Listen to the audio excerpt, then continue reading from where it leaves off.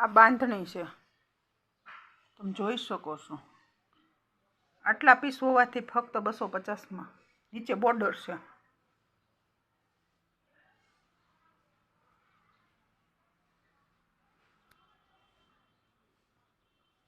આ પર્પલમાં છે.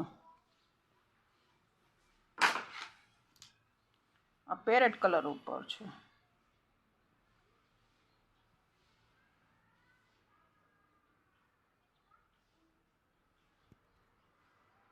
આને પણ આવી જ બોર્ડર છે.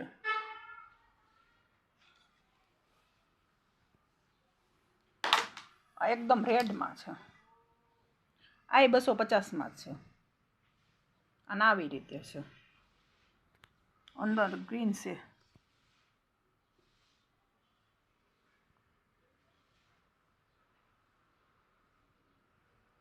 ચોકઠા ટાઈપનું છે. આને પણ બોર્ડર છે.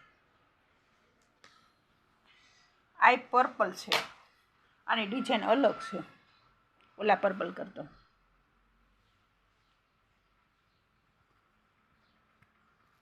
આટલા પીસ હોવાથી કાઢી નાખવાના છે.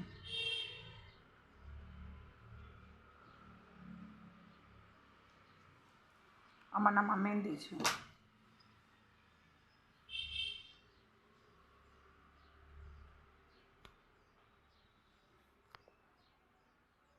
આને પણ બોર્ડર છે.